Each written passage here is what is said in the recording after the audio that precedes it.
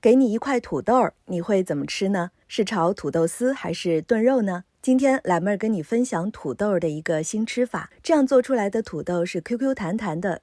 我们先削去土豆的外皮，清洗干净之后再切成薄片，放入盘子里，水开之后上锅蒸，盖上锅盖，大概蒸15分钟左右。随后取出土豆片，倒入大碗中，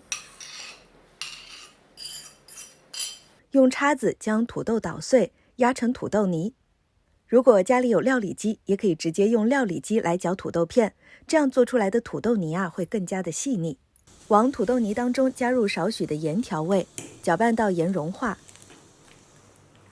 接着加入适量的红薯淀粉，搅拌至土豆泥能握成团。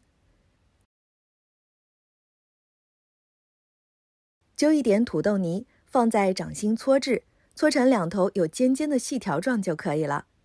等锅内的水烧沸腾之后，就放入土豆条煮制。煮到土豆条漂浮而且变透，用筷子夹一夹是软软弹弹的，就可以先捞出来了。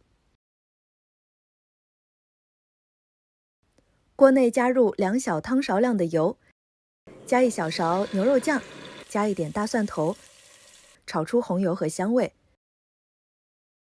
随后就倒入切好的红椒丝，炒匀了。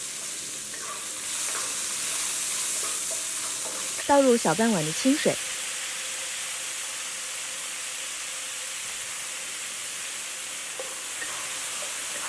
加1小勺的生抽，半小勺的醋，搅拌均匀。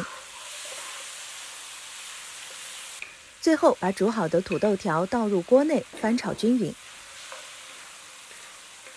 等锅内汤汁全部都挂在土豆条上面，就可以出锅了。撒上一些切好的小葱末，这道土豆鱼儿就做好了。吃起来 QQ 弹弹的，非常的爽滑，快收藏，做起来吧。